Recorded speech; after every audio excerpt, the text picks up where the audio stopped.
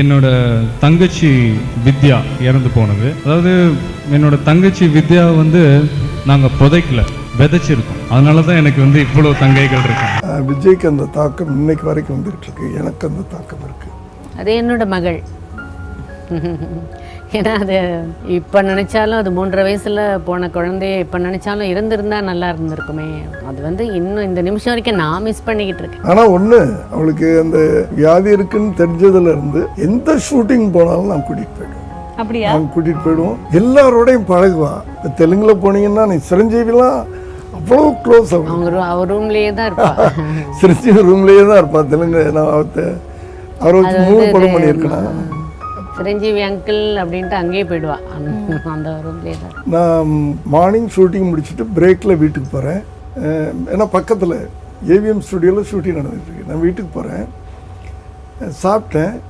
சாப்பிட்டுட்டு 2 மணிக்கு திருப்பி போகிறேன். அம்மா ஷூட்டிங் போயிட்டு வரேன்டா அப்படின்ட்டு அவள்கிட்ட சொல்கிறேன். அவன் என் கையை பிடிச்சிட்டு அப்பா போகாதீங்க. எப்பவுமே சொல்ல மாட்டான். அப்போவே பாடுவா, நல்லா பாடுவான், நல்லா ப்ரேயர் பண்ணுவான். போகாதீங்க பாடினா. இல்லைம்மா அப்பா போயிட்டு சீக்கிரம் வந்துடுறேன் அப்படின்னு சொன்னேன். இல்லைப்பா போகாதீங்கன்றான். விஜய் வந்து டே அண்ணான்னு தான் கூப்பிடுவாங்க. பேசிக்கிட்டே இருந்தா இல்லடா போயிட்டு வரேன்னு தூக்குனேன். ஆமாம், அப்போவே இறந்துட்டா. பிளட் வருது, இறக்கல, பிளட் வருது. அவளை தூக்கிட்டு எங்கெங்கேயோ கோயிலுக்கெல்லாம் போயிட்டு திருப்பி என் மடியில் உட்கார வச்சுட்டு ஷூட்டிங் போல திருப்பி எங்கெங்கேயோ போய் கோயிலுக்கெல்லாம் சுற்றிக்கிட்டு இருக்கோம். அப்படியே பிளட் போயிட்டுருக்கு. டாக்டர் வர்றாரு, இல்லை முடியாதுன்ட்டாரு. அப்படியே மடியில் உட்காந்துருக்கேன். என் மடியிலேயே எப்படி இருக்குன்னு நினச்சிப்பாரு.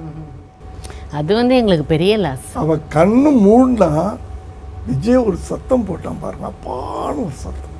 வித்யான்னு தான் ஒரு சவுண்ட். வித்யானா அப்பான்னு ஒரு சத்தம். அப்போ விஜய்க்கு 10 இயர்ஸ்.